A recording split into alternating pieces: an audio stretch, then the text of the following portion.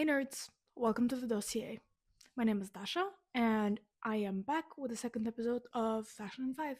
So what is Fashion in 5? Fashion in 5 is a show where we discuss fashion over the years, every 5 years, then I put it into context for you. The structure will always be industry and creative milestones, cultural and historical context, and key collections and fashion moments. So why do you want to watch this? I'm going to show you events on a timeline visually so that it's easier to see and remember all of the key things about fashion in a chronological order so you're not going to get confused. And without further ado, let's get into it. Today we're going to be doing the year 2005 until the year 2009. Starting with industry and creative milestone. Now the biggest trend is boho chic.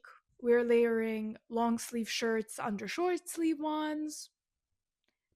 We're rocking kind of disheveled look and a lot of DIYs happening, as well as just a lot of textures, a lot of layering. We'll see that in the collections that we're going to look at today, definitely. One thing that happened that was really important is the UNESCO convention, where there was talk about the protection and promotion of diversity of cultural expressions. And that notion was established. It is a very big contribution to fashion in general in terms of diversity, which we'll also talk about later. Fast fashion is on a rise. So Zara, H&M, Topshop are booming right now, and this leads us to the little conversation of aspirational consumption. You know how consumers want to acquire all of the stuff that designers make, but without the price tag. That's sort of what I'm talking about. Dupes, especially fast fashion ones, are very prominent right now. 2005. Basically, designers create aspirational goals for consumers, and consumers fulfill them by buying fast fashion, which we are seeing the consequences of that today, unfortunately. A little bit more on fast fashion is that there was an elimination of the quota system of the World Trade Organization in 2005, which further boosted fast fashion in terms of its execution because businesses were able to expand into other countries and utilize cheaper labor and cheaper materials. And then finally, wrapping up with like the vibe of globalization once again, the eclectic ethnic is kind of a thing. So it's basically white people taking from other cultures and wearing it. You'll know what I mean. Anyway, so in terms of industry milestones with actual creative directors, we've got Phoebe Philo, who takes a sabbatical from Chloe. It officially happens in 2006, but she's already kind of stepping down. Raf Simons becomes the director of Jill Sander, which we are going to talk about a little bit more in detail later. Right, so in terms of cultural and historical context, we're in a bit of a swamp right now. The world's geopolitics are really unstable. We have terrorist attacks, the one in London, for example, 7/7, natural disasters. So we've got Hurricane Katrina and the tsunami in India. And finally, we've got the wars, which is the Iraq War. We've got revolutions in Eastern Europe and more towards like Kyrgyzstan and Middle East tensions. It really affects the public mood in general and the spending power. We're not far from 2008, which obviously there was a big economic downturn. All in all, I would say how this reflected in fashion in terms of day-to-day people is when people were reading the news, they were feeling a heightened sense of anxiety, which reflected itself as escapism in their day-to-day wear. So that's why boho chic, bright colors, and kind of eclectic style was popular, which might as well have brought a sort of sense of comfort and familiarity with the years where they didn't feel that kind of anxiety about the world around them. Let's talk about the key collections and fashion moments now. Starting with Alexander McQueen. I know I talked about him so much in the last episode, but it's because I can't not mention his work. Starting with his Spring-Summer 2005 collection that's called It's Only a Game. McQueen's collection was presented on October 2nd, 2004. And this collection, once again, maybe I'm easily shocked, but there's a reason why he's called the theatrical genius in the world of fashion. Please ignore the construction work and the flies flying around my apartment. I cannot get rid of them. I'm clean, I promise. Anyway, the format of this runway was a chessboard. So this show is a human chess match that was inspired by Peter Weir's film, Picnic at Hanging Rock, as well as the Harry Potter film, or book probably, the Harry Potter and the Sorcerer's Stone, where they did a human chess game. So just for context, the Picnic at Hanging Rock is also a book, but long story short, the plot sort of shows three central forces, which are nature, repression, and colonialism, and how they feed on and grow from one another in society in general, which creates a vicious cycle of like misery and fear and aggression and violence. So yes, before we get into how the show actually happened, this is most likely a commentary on war, strategy, and at the same time beauty and spectacle, which are reoccurring themes at Lee's shows and collections in general. So this show could supposedly be divided into two acts. So the first act is models just go on a normal runway and they're wearing quite wearable looks, but at the end they are arranged by color in lines. And the second act, which is the more interesting one, frankly, so we've got more theatrical clothing coming in. And when all of the models get in their places, lights dim, and a voice comes from nowhere telling the models where to go. So they're basically playing chess with real people. The culmination is two queens from the two sides, which are played by Gemma Ward and Hannah Sukupova. They fight, basically. They have like a battle thing. It's basically an idea of like contradiction and opposition in general. In terms of the clothing, as per usual with McQueen's collections, opposites altogether. All right, so here, Edwardian structures with Japanese influences like kimonos and elements of American football wear. The garments are beautiful as per usual. We've got a multitude of amazing fabrics such as silks, brocades, organza, and motives come from both East and the West. All in all, the show, because it does project two contrasting opposites, it's like the two sides of the chessboard are fighting, just like in chess. Thank you. But yeah, that is not only reflected in the conflict on the stage, it is also reflected in the garments. So yeah, the show is full of tensions, which is like a good movie, really. And McQueen, as per usual, executed perfectly how he sees women and how beauty is always entangled in the bad things that happen to the world, to us, to politics, to anything really. So, really philosophical, but also really well executed. Prada, Autumn Winter 2005, women's collection. This was presented in February. We know how Miuccia Prada is known for intellectualizing a woman. She likes femininity, but not in the direct way of the word. So I'll quote her here. I'm tired of being so sweet. We women should go back to strengths and the sober side. Stop trying to appeal to everyone and go out into the world. So this is pretty much what this collection entails, and I really, really love it. The theme is kind of anti-luxury chic, as it is most times with Miuccia, but we've got kind of stark, severe, intellectual, and almost awkward silhouettes. It's as if these women were taking a book and going to the library to change the world, you know? They're smart and they have taste. Thank you. The references could be 1960s librarian meets wartime worker, because not just because of the color scheme, but also because of the fit of the clothes. It's really not revealing, but still flattering in a way.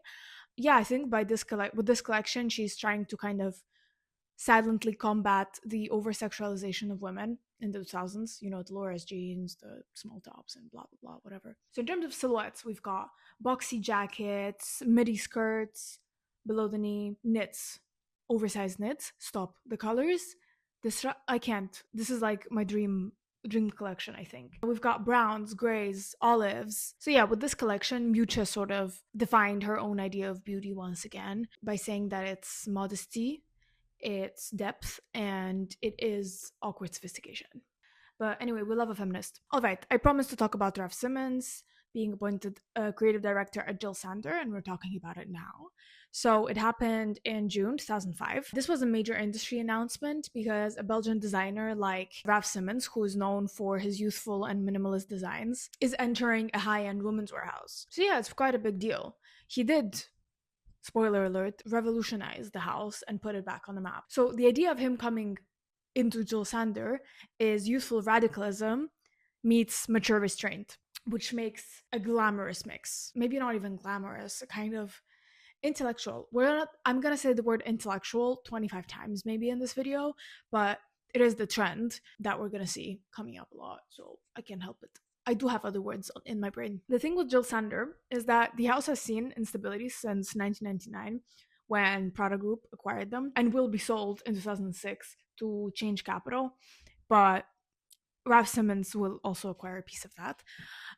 But long story short, yes, he did bring a lot of money to the house eventually, and they made a right decision. Back to Prada, and I want to talk about the Prada Marfa installation, which I've only discovered it a few years back, which is crazy because it was made ages ago. But yeah, I'm definitely sure that you know what I'm talking about. You've seen it on Instagram at least once in your life. The inauguration of the installation was in October 2005. It was done by two artists, Elmgren and Draxet, who always work together. And they did it in collaboration with Prada, obviously. It is located on the 90th route in Texas, in the middle of nowhere in the desert. So this building is a full luxury house with real Prada merchandise from the Autumn Winter 2005 collection in there. However, the doors are sealed. So the only way you can look at the clothes is through the windows. So the thought behind it was a commentary on how luxury is overtaken by a consumerist motivation and how the clothes are maybe not admired enough. They're just bought and worn. Also, you could look at it from a perspective of how absurd is it that we're spending so much money on clothes, because if you really look at it, if you look at fashion out of context, if you can't eat, can't sleep, don't have a place to stay, you don't need a $2,000 jacket. But yes, there is lovely contrast, and just looking at the images, obviously I haven't seen it in real life, but the choice of location is just jaw-dropping. The sterility of the boutique versus the fragility and rawness of nature makes an amazing picture, basically. So yeah, to wrap this kind of little point up, is that Prada is known nowadays for their intellectual artistic capital. So they do invest into art installations, and I think this was a big first step for the Prada empire in general, but also for these two artists and for the Prada brand, and for Miuccia specifically. It showcases her as not just a fashion person. It kind of highlights her interests in irony, in semiotics, and in solving capitalism. Funny because at the end of the day, we're all victims, but and she does have a $1 billion business. But our last bit for 2005 is the Roland Mouret Galaxy Dress show, and everybody knows the Galaxy Dress. I know you do. So this was a spring summer 2006 collection presented in late 2005. Yeah, this dress became instantly iconic just because of how it fits, how it sits, and how it highlights the best bits of your body. First of all, the show is beautiful, okay? And I love other pieces more than this specific piece. However, Roland Mouret became famous because of the femme fatale vibe that this dress was giving off and how celebrities loved it so much. So it became almost a staple at the red carpets in that period of time. And people from Scarlett Johansson to Victoria Beckham wore that dress, the different colors or whatever. The thing is, I understand the appeal because it's not only fit well on the body, it also represented you as a sleek, sophisticated woman while showing off your vavavoom. So yeah, this dress had a wide neckline, capped sleeves, and it was made from a stretch wool blend, which this fabric behaves really nicely on the body because it stretches where you need it to and it doesn't where you don't need it to. But yeah, he basically hit a jackpot with that dress. Hollywood just ate it up. We're coming into 2006, and in terms of creative milestones, I don't really have any. We're going to talk about them in the key collections bit. We're still in a very crazy geopolitical situation. North Korea decides to conduct a nuclear test. Oh, that fly, I swear to God. There's terrorism in Mumbai. The Iraq war is still there. The second Lebanon war is happening. Everything is happening. Unfortunately, nothing changed. So people are still anxious, right? At the same time, technology is revolutionizing itself. We've got Twitter that was launched that year, and Google acquired YouTube that year as well. So people have a lot more ways to share information and to consume information as well, which is good and bad. But yeah, style.com, Net-a-Porter are big. Fashion is a lot more talked about. So it's not just critics who get a voice in the industry now. In terms of social media, why I said it might be bad is because since it's just the beginning, people don't understand what's fact and what's fiction. It's like now, some people don't know if what they're watching is AI or not. The bunny rabbit that's hopping on the trampoline, I actually still don't know, and I'm not really sure if you know what I'm talking about. But key collections and fashion moments for 2006. We'll start with Givenchy with their autumn winter collection 2006, made by Riccardo Tisci. So that was presented in January. This was his first ready-to-wear collection for Givenchy since he joined last year. This collection is kind of giving Russian mob wife. Again, just for context, Riccardo Tisci is known for being super out there, super gothic, and kind of honest with his work. So I'm not really surprised by this collection. But yeah, this is a ready-to-wear collection, so it's not as extravagant as his other work. So in contrast with his couture collection of the same year, this one's a bit less flashy. However, it still contains the basic red and black colors, and it does have a severity to it. So the first 6 models of this runway were women of color, and the other ones were like extremely white. They looked like Yulia Tymoshenko. Hello, could have invited her as well, but anyway, it was a bit weird because people didn't understand why he didn't like mix the models about. B, yes, it could have been a statement of sort of women in color in the fashion industry and on runways. So who knows? But yeah, all the models that he casts are his muses because he is known for muse casting, kind of like Rick Owens. With his first collections for Givenchy, he repositioned the house as like a very serious and subcultural luxury house more than anything, really. I would say that this is quite a powerful start for Riccardo Tisci because he turned the house away from aristocratic chic that wasn't really Givenchy towards modern mysticism and gothicness, gothicness, I don't know, but like a gothic vibe, which I think is what Givenchy should be. What it is now, I don't know. The red dress from this collection is gonna haunt me forever. It is so beautifully made, as well as the other pieces. To be honest, they're very beautifully constructed. The structure is great on each and every one of them, and the vibe is there. Next, we've got Raf Simons' first women's wear collection at Jill Sander, which is autumn winter 2006, presented in February 2006. This is his first full women's wear collection after being appointed, so he needs to kind of really show who he is there. We do see his take on Jill Sander in this collection, and it is a controlled, poetic, and minimalist focused show. It is focused on architecture and building of the garments, which I really love that. It's really simple, but it does show the work that was put into it just because of how the garments move and how the proportions are constructed. And I said this before and I say it again. The best thing that a new designer could do when he comes as creative director is respect the previous either owner or creative director's legacy, which is what he did, but reinterpreting them with like a youthful edge. He's Belgian, and that's not far away from German. I don't know if I can say that. I don't know if anybody's gonna get offended, but they do have a similar energy. And he did bring back a German purity of Jill Sander for the clothes. As I said before, they're super minimal, super strict, but we've got long coats, flared trousers, sculpted knits, and all the colors kind of circle around navy, black, and cream white. The closures, the asymmetries that are very subtle, but they're there, that make this collection quite special indeed.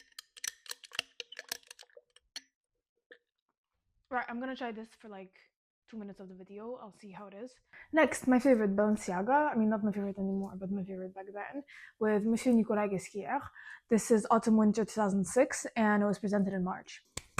The shapes here, techno-historical vibe, fusing 18th century dress with futuristic sportswear. And the shapes in the first few looks, stop it, so voluminous, so beautiful. too much movement in my hands. So this one is considered to be one of Ghesquière's most influential collections for Balenciaga, and the historical edge that he brought to it, probably referring back to Cristobal Balenciaga, is amazing how he ties the past and the future together. It's just chef's kiss. The references here are probably kind of Marie Antoinette just because of the silhouettes that we see, but it's also fencing uniforms and school gear as per usual, just of the use of its fabrics, as well as, I would say, the guards at Buckingham Palace. And I think this collection is a slight comment on like the preservation of beauty in a way, because we do see armor-like elements in the mix. Design. So corseted waists, padded hips, voluminous sleeves, the hats, the checkered fabric. His vision created extraordinary volumes and proportions using fabrics that are rarely seen outside of haute couture,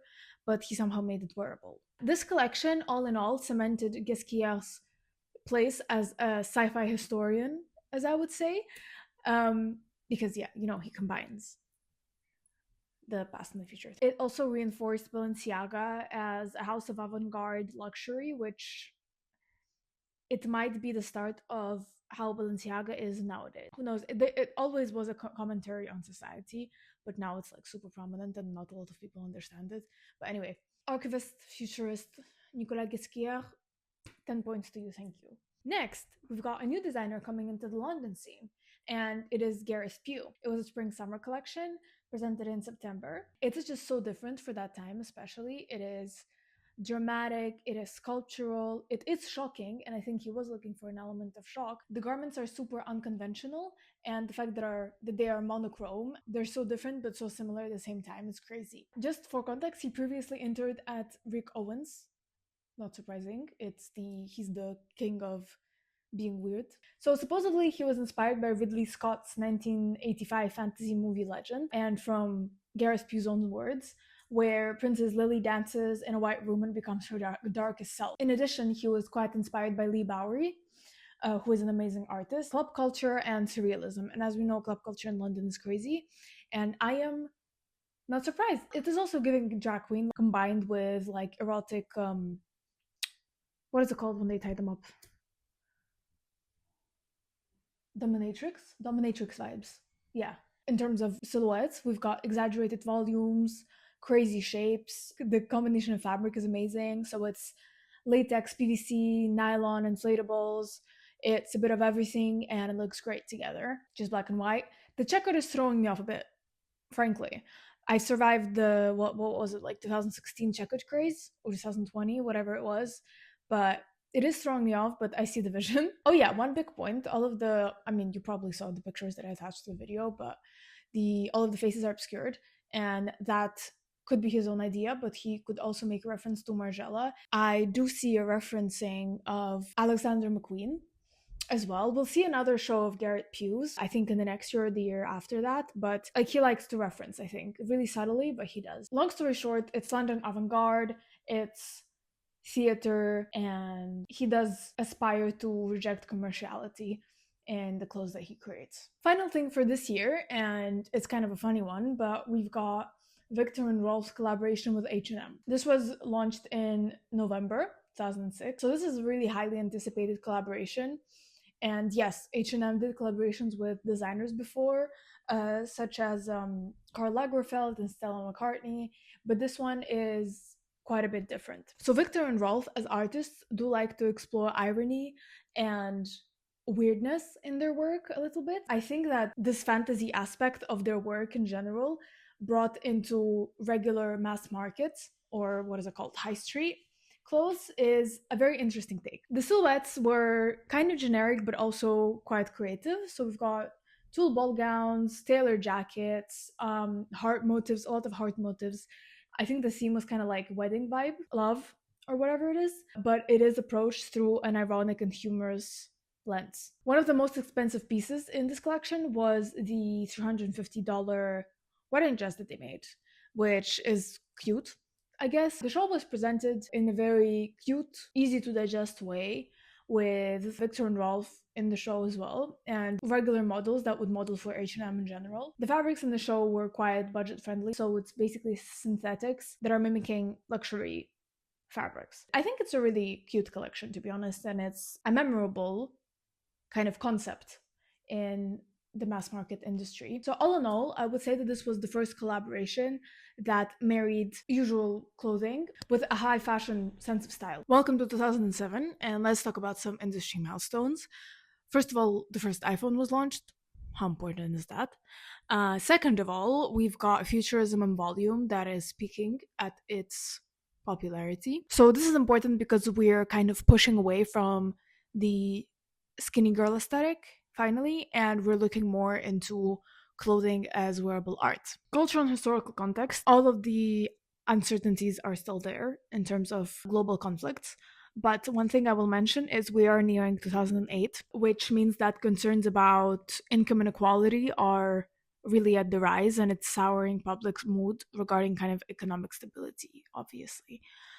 So we do need to keep that in mind. For shows, we've got Olivier Teskins, which is his first collection for Nina Ricci, and it's an autumn-winter 2007 collection presented in March. Olivier was hired to redefine the fashion house's energy with his more youthful and poetic point of view. It could be said that a certain street style was married with a poetic and romantic aesthetic, and this is what came together. I love the colors in this collection because they're so muted down, but at the same time, because of the silhouettes and the textures, the collection is absolutely outstanding. The way that the models were presented as well with makeup and hair, it was just great. The whole energy is, hitting me through the screen. So there's a big mix of textures here, obviously, and fabrics, knits, chiffon, and denim, and a lot of other stuff that altogether strangely form a very romantic and fragile look. The soft and fragile dresses that had kind of rugged edges give also a really nice kind of juxtaposition. I think that works really, really well together. Tiskins described his goal as creating something urban and grayish, but nonchalant, fragile, and super light, which, yes, does show his poetic edge. A lot of fashion critics really loved it, and it was quoted as one of the most beautiful shows of the whole week, praised for being ethereal, sensual, and really well executed. One thing I thought that was really cute about this collection is that the references are Nina Ricci still. And it's the perfume bottles from Nina Ricci that influenced a lot of the silhouettes, which tied the new aesthetics to brand heritage, which I personally love. So all in all, this collection was rogue romance with a bit of bite to it, if you know what I mean. It did hint at both the fragility of femininity as well as the strengths of it. And it did represent the modern Nina Ricci woman. So 10 out of 10 for branding. Remember when I said that we are going to talk about mass market and fast fashion a lot? This is what I mean. Kate Moss launched a collaboration with Topshop. This is a big moment because this is where celebrities started really actively collaborating with brands to create their own collections of whatever it would be. Makeup, clothes, perfumes, whatever. That's where, celebrity culture reflects itself really in our everyday life. This collection launched on April 30th on Oxford Street in London. I hate Oxford Street. You'll see the pictures, it's amazing. The crowds, this is a usual crowd on Oxford Street, but it was so much bigger when Kate Moss launched her amazing collection. The whole collection was inspired by her own wardrobe and model off-duty look.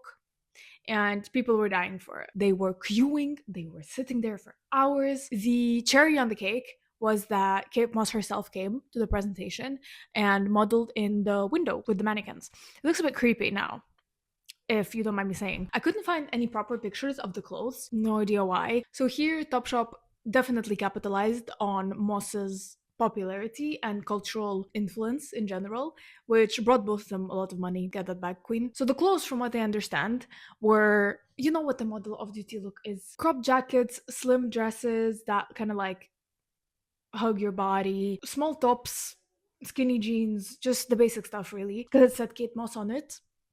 people are there. This is the moment where the line between celebrity influence and designer authorship was permanently blurred. We see it every day now with, Hailey Bieber being a model. She launched Rode. I mean, yes, it is a cult now, but this is what this launch led us to. Thank you so much. Okay, we're back to real designers.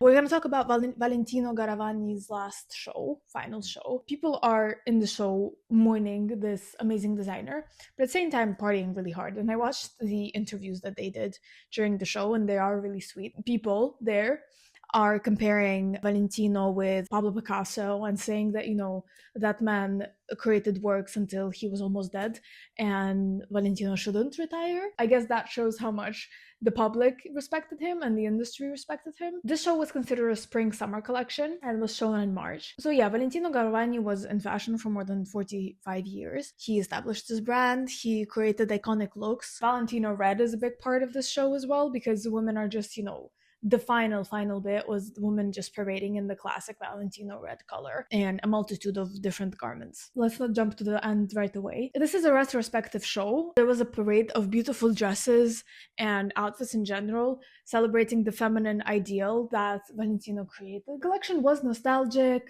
glamorous, and very emotionally charged. As I said, people were really, really sad to see him go. This was a very genuine show. There was no concept. He just created looks for his farewell, goodbye. This show marked the end of fashion's couture classicist era. It sort of prepared the house for its successors, which are slightly controversial.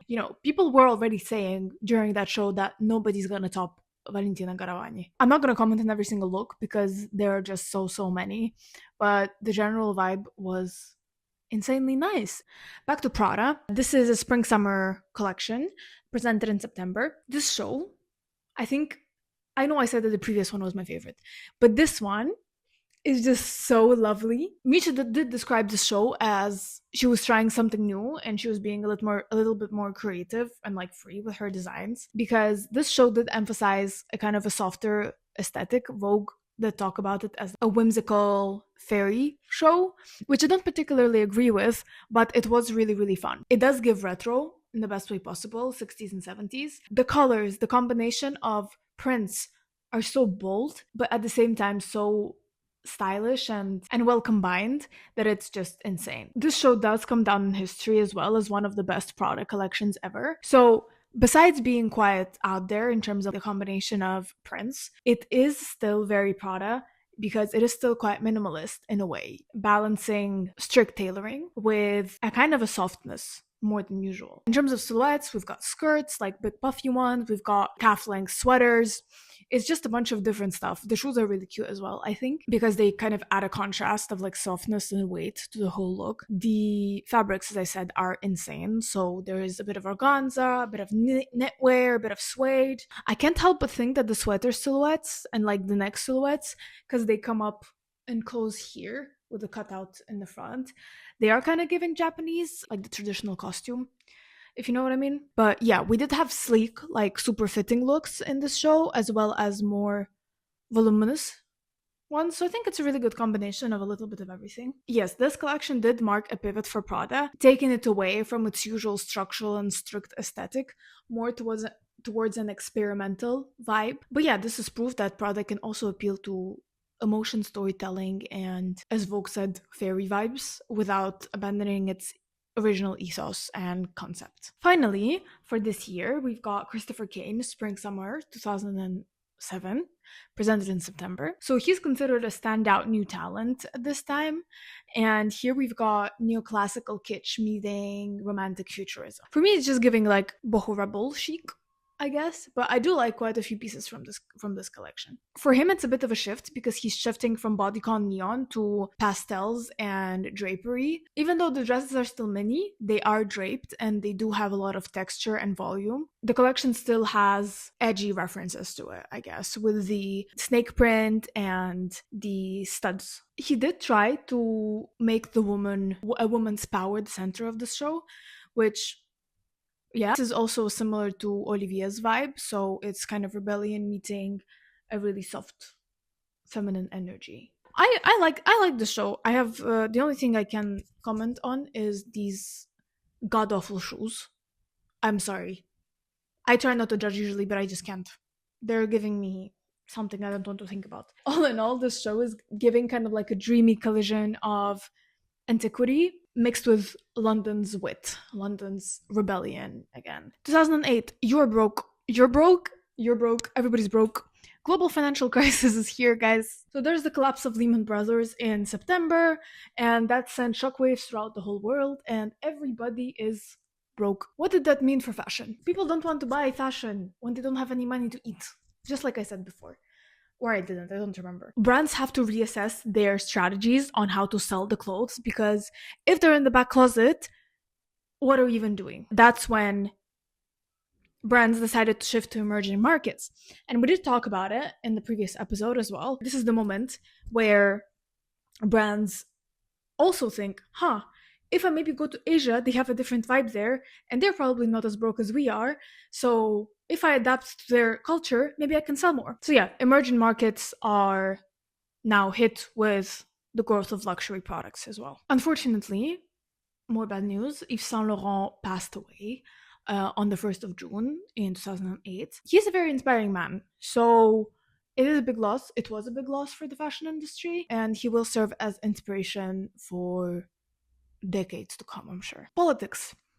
Mr. Barack Obama is president now, and obviously he was the first African-American president in America. It was a historic moment for the US. To sum up the state of the world right now, at this point in 2008, this year was full of economic instability. However, it was contrasted by the quick development of technology. For this show bit, let's start with Dries Van Noten. Autumn-Winter 2008. This was presented in January. Notably, Dries Van Noten received the CFDA International Designer of the Year prize in 2008, which kind of justifies how good this collection is. The theme here is sort of unconventional classicism, and this unconventional classicism is reflected by the tiny tweaks that the designer made in the models. Every single model had a little streak of colorful dye in their hair. I think with this collection as well, he tries to integrate interesting items into regular men's wardrobes.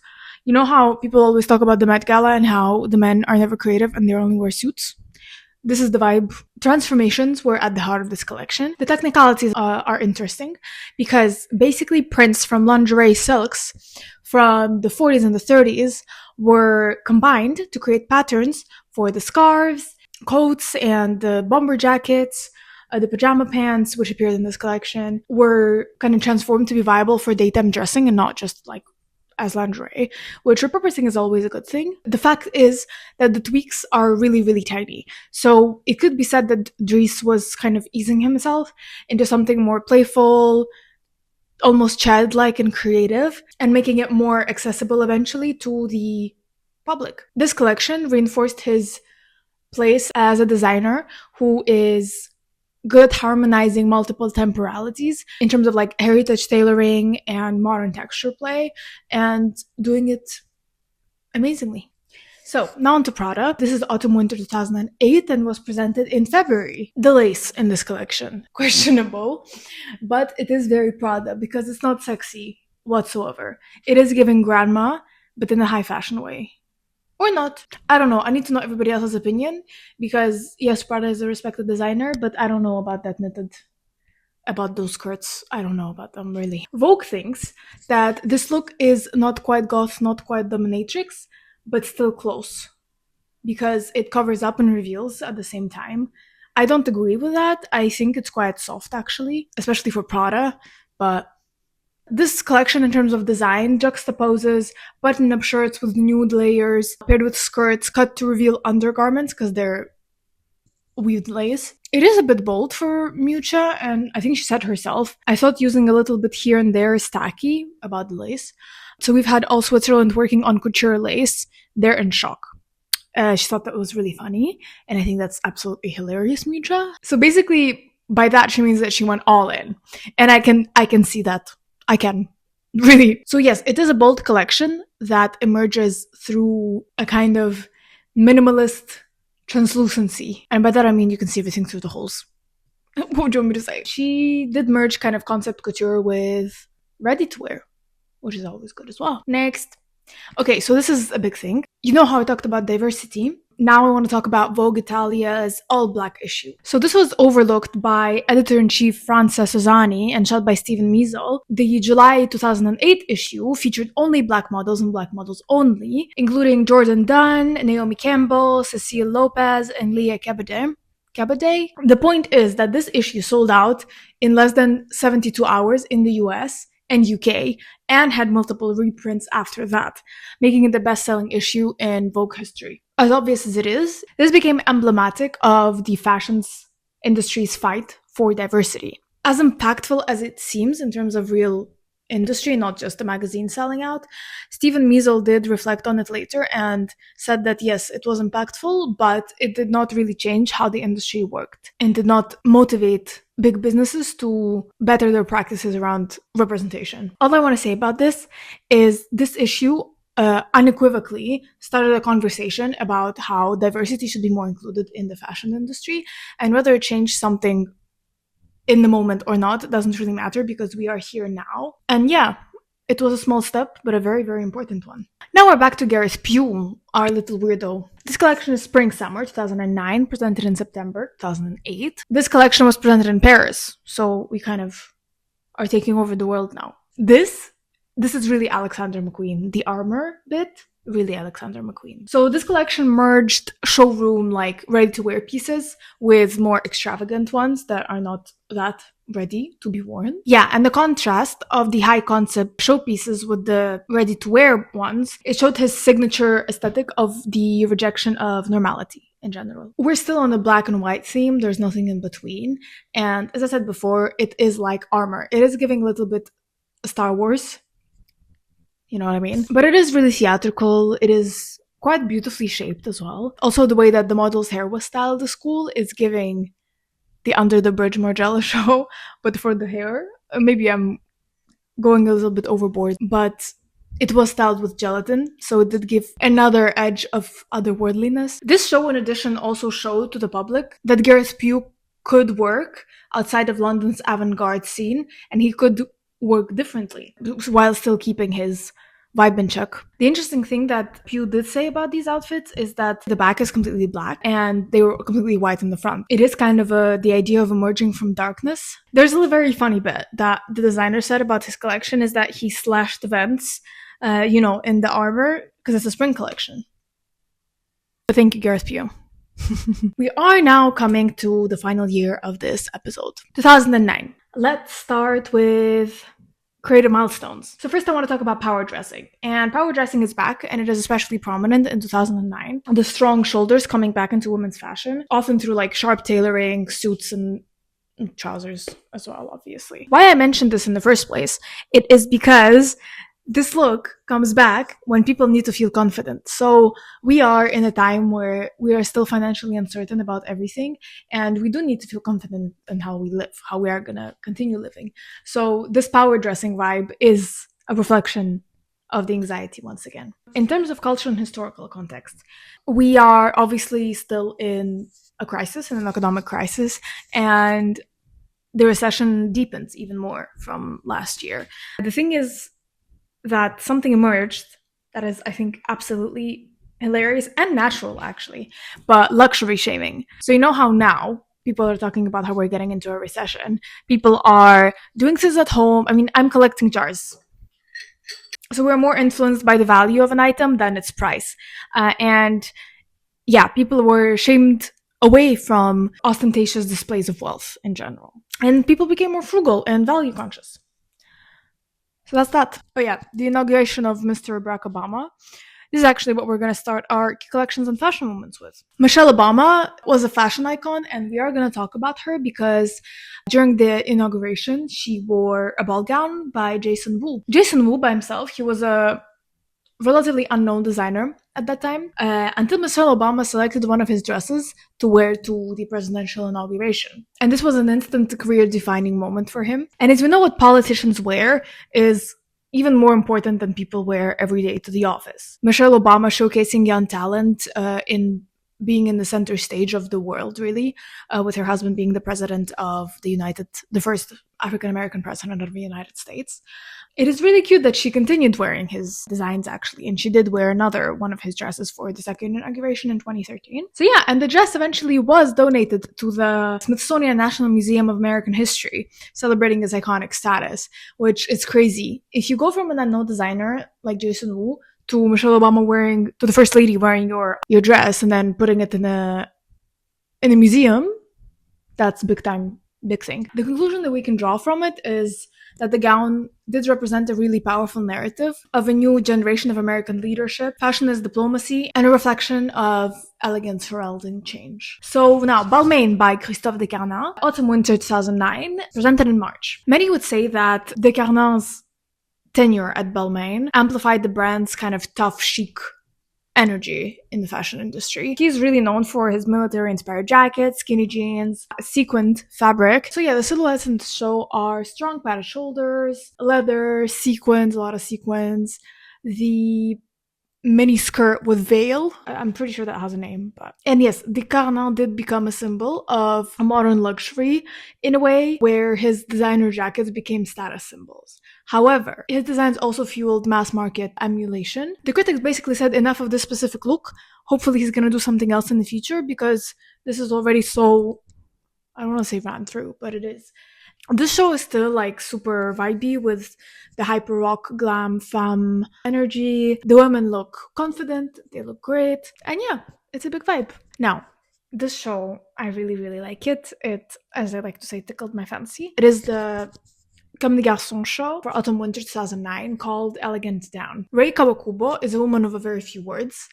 This collection really spoke for itself, so we didn't even need her to explain it. In this collection, Rei Kawakubo pushed design into symbolisms, and we see a lot of layering, a lot of blankets. There is layered flesh-toned tulle. A lot of the garments were skin tone, that is done to evoke flesh, nudity, and isolation. Veiled faces, cocoon-like constructions, and jackets, and sweaters, and blankets. All of the models are covered up as if they are covering up their vulnerability. And this is exactly what I thought when I first saw the images from the show. I don't know if this is about the designer as a child, but it did give me a sort of childlike innocence. You know, when kids just hide under their blankets in bed. I think in Rei Kawakubo's work in general, there is a certain kind of rawness in any show that she does, but this one was extra vulnerable. Also, speaking of childlike wonder, the fact that the colors were more or less muted in all of the looks except for the hair. I think the pink hair kind of symbolizes sort of still the child was within us, if you know what I mean, because in some looks they're hand-drawn, or not hand-drawn, vinyl printed or whatever it is, images onto the outerwear. I think with this collection, Rei Kawakubo wanted to show us that the child that we were, even as we grow up, stays inside us anyway. This was my little petition to be a fashion commentator. But anyway, this is clearly an exploration of some kind of emotions that were hidden away. And again, because the designer doesn't speak too much, her work is extremely emotional and vulnerable. As per usual, Comme des Garçons is a house that turns fashion into metaphors and leaves us to wonder. Now, Phoebe Philo. This is her first collection for Celine, pre-spring 2010, that was presented in July 2009. Phoebe took a hiatus from Chloe for a little bit, after obviously being an icon there. So now she's at Celine, and we know she's going to stay there for quite a few years. So this collection, once again, redefined minimalism for this new era, married utilitarianism and clean Parisian aesthetic. And all of this was kind of tied with pragmatic luxury. In terms of silhouettes, they're quite simple, but they are really striking. High-waisted white leg pants, whipcord trimmed skirts, cross-laced head-over dresses, which is a bit of a weird design, but while this collection overall looks really simple, it is very well structured. All of the girls on the runway look extremely put together. Most of it is done due to the correct choice of fabric, or a strange choice of fabric. In some instance, like for example the leather t-shirt and the leather dress, the leather looks stunning. Like some other collections from Phoebe, this show triggered a "I want to be like that" response. It seems like whatever this woman lays her hands on, it girl, which confirms once again that Phoebe Philo's thinking directly resonated with the modern woman. She turned luxury into an everyday aspiration with design, intelligence, and ease. It was a really quiet and but still really revolutionary debut for this new era for both Phoebe, Celine, and minimalism, where we will see clean lines loaded with confidence, sensibility, sensuality, and of course, purpose. Finally, we're going to wrap up with Monsieur Martin Margiela leaving Maison Martin Margiela. Absolutely devastating news, may I say. But this happened in October in 2009. These news were official in October 2009. This is known to be over the creative differences that he had with OTB Group that acquired Margiela for and that wanted to expand the brand more globally to get more money, obviously.